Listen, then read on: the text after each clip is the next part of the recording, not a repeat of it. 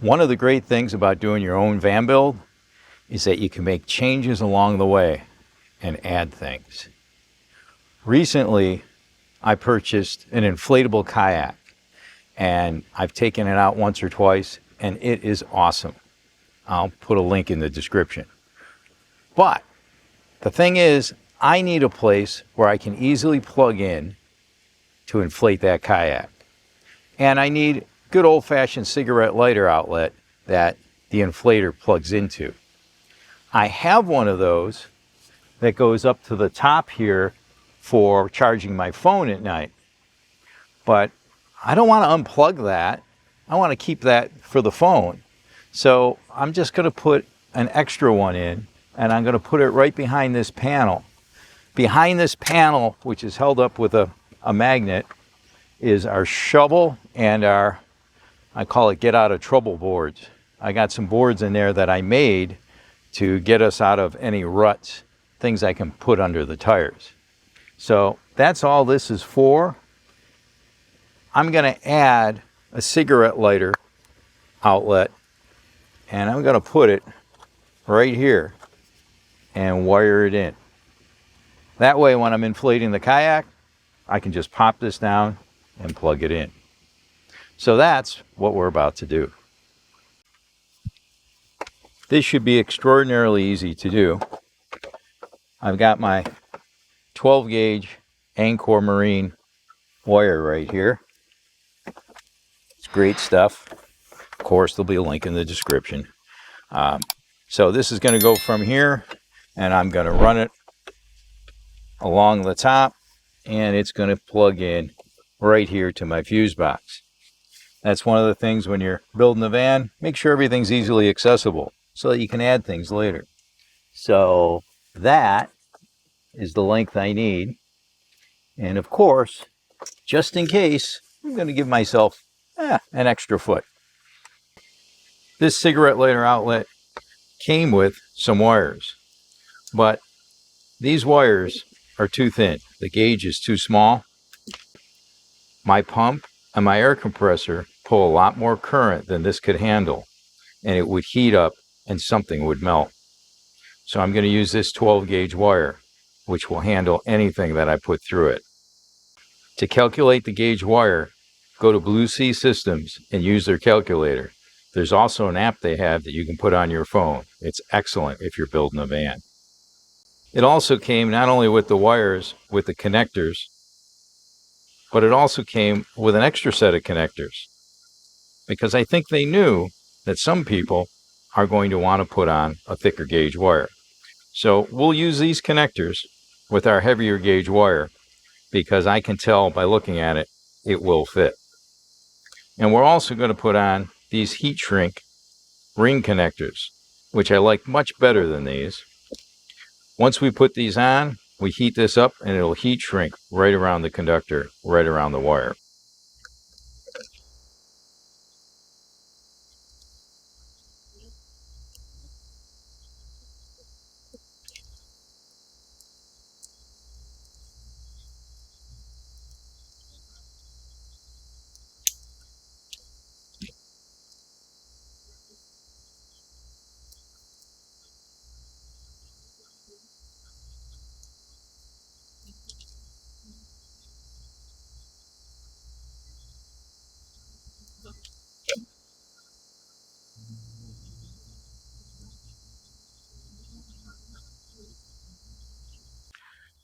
Once you get that wire stripped, put on your little connector.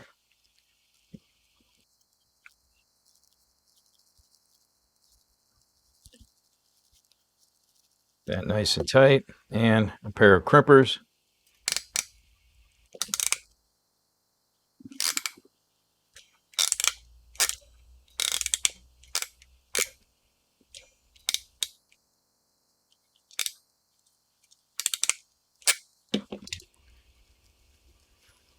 Oh yeah, that's not coming off. And we do the next one.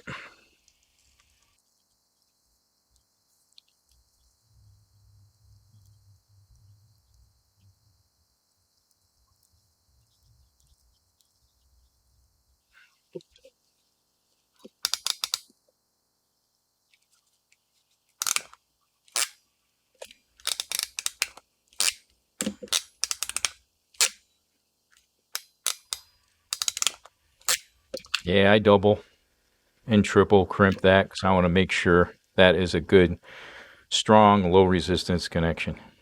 So that's the connection that goes on here. We're not going to put those on until we're done because they're really difficult to get off. And now we'll do the other side.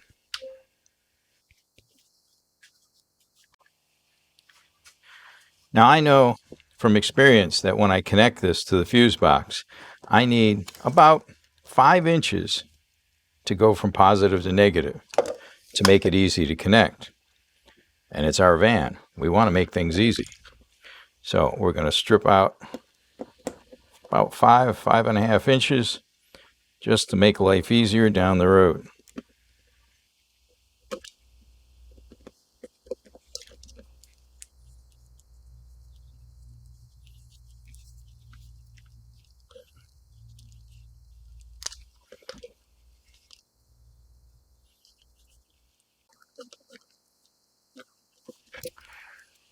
And take a little off our wires here.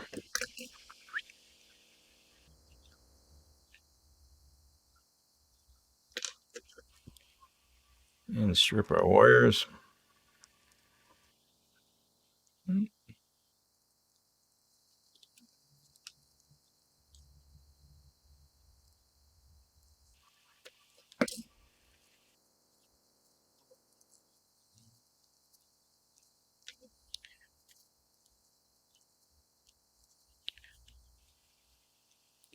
Put in our ring terminals. Spin those babies on there.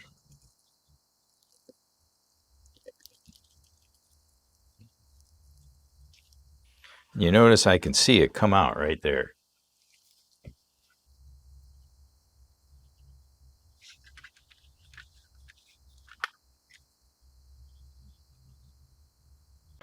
You can see the wire protruding right out there, so I know I've got it pushed all the way through. Do the same to this one.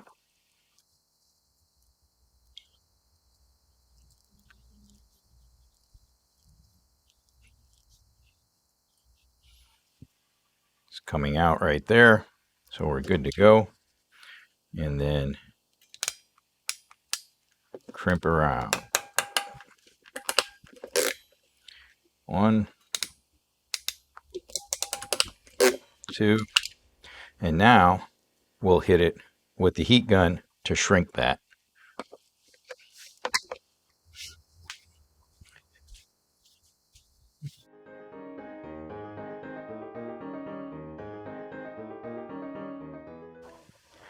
The next thing you want to do is use a label maker and make yourself a label for that wire. What I've been doing, and it works out wonderful, is before you put these connectors on, put on a piece of clear heat shrink tubing. Make your label.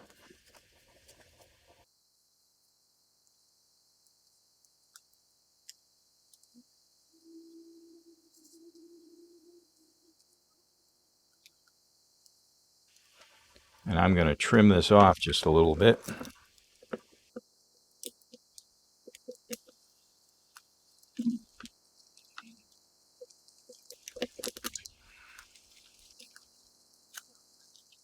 And then place your label right on your wire. I'm going to back it up here a little bit just in case I need to get a little bit more. So you'll label it whatever makes sense to you. I just put down rear cigarette outlet.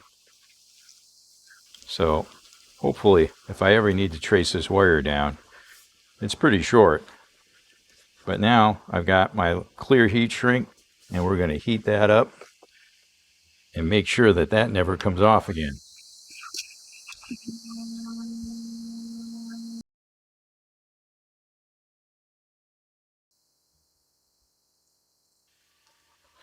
So now this wire is complete with its connectors on both ends.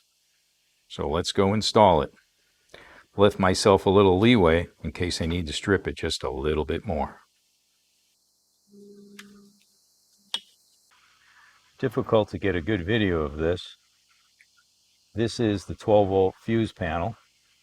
These are the negatives or ground, and these are all the positives. This is my bundle of wires. You can see they're labeled here. And we're going to use this one for the ground and this one for the positive. And then we'll select the right fuse to put in here. Just screwed in those ring terminals, and that is installed. Now I'm going to take this wire, zip tie it, and run it up to where she goes. So I ran my wires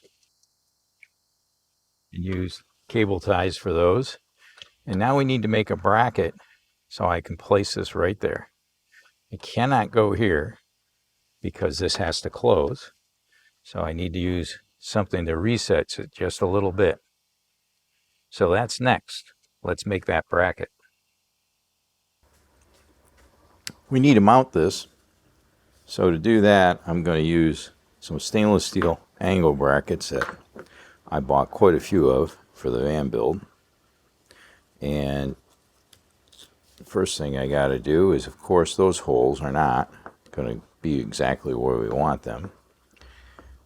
So I'm going to have to mark this.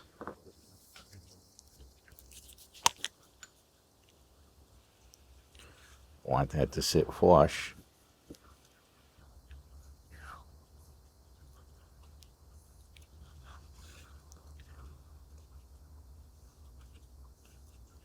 And of course, the holes are completely off, and it has to be in the middle of both of those. But that's okay, because I'm also going to use a much smaller bolt. I picked out these bolts right here that fit nice and flush. So those are much smaller holes. So we're going to have to put 2 holes in there right in the center. We got our holes in here, and now we just need to assemble this with our little bolts.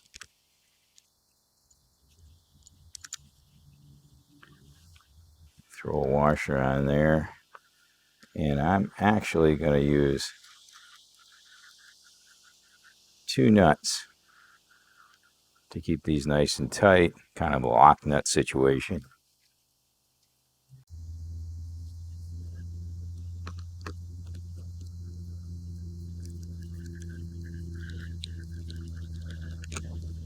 Tighten that up.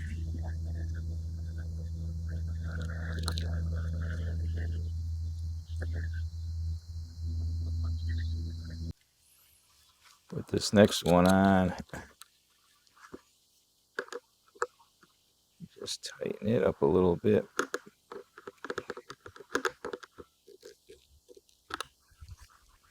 That'll keep those from vibrating loose, let's hope.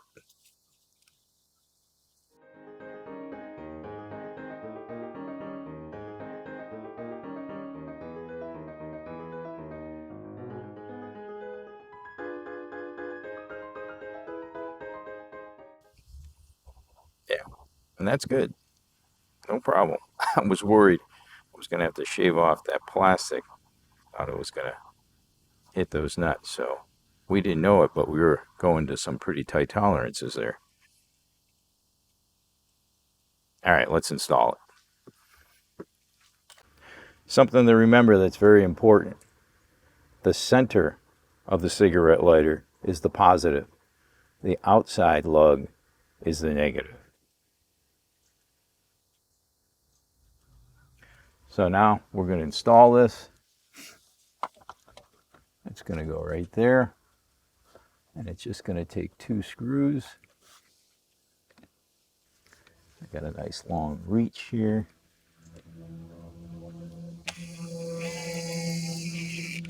Oh, that one ain't good.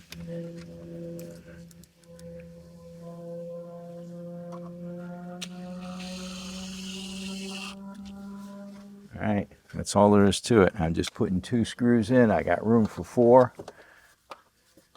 Get this shovel out of the way. All right, positive. Remember, that's the center. Plugs in there. And negative. Whoop. Get positive in there properly.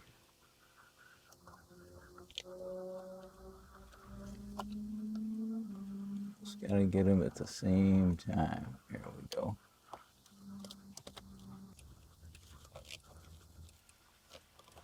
All right, positive and negative is in there. And now we have to select a fuse. If you're traveling in a van, you definitely need to have spare fuses. This is my box of spare fuses. I have 2 fuses for every fuse that's in here. So in case something burns out, I've already got a replacement. And I even labeled them. This one's 40 amps. You can see it's labeled up here, but I label it for myself to make it fast and easy to pull out of this container. So I'm going to use a 10 amp fuse for this socket here. I know that the wiring can handle more than that, but I don't expect to pull any more than 10 amps. And I'll put on the screen what this wiring can hold. It's 3 feet of 12 gauge wire. And this fuse goes right here.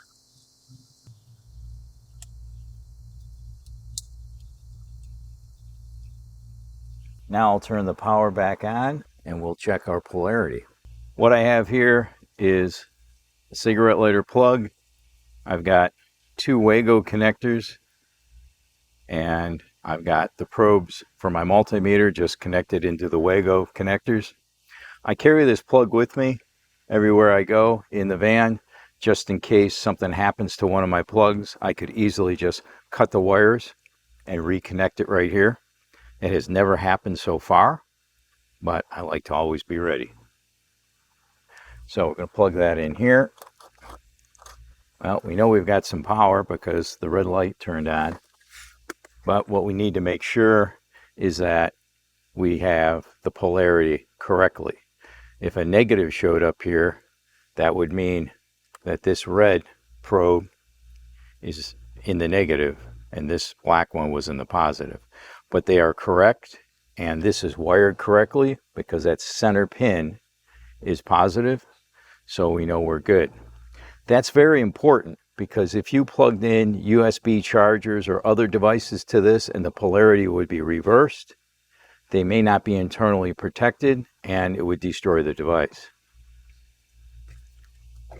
So that means we've got a successful installation. Now let me see. I put my shovel back in here. Make sure that this closes nicely. And it does. If this helped you out in any way, please subscribe. Also, if you have any questions, put it in the comments below. Remember, I'm an old school teacher. I like my audience, and I enjoy answering those questions. Thank you for watching, and hopefully you'll see me on the next one.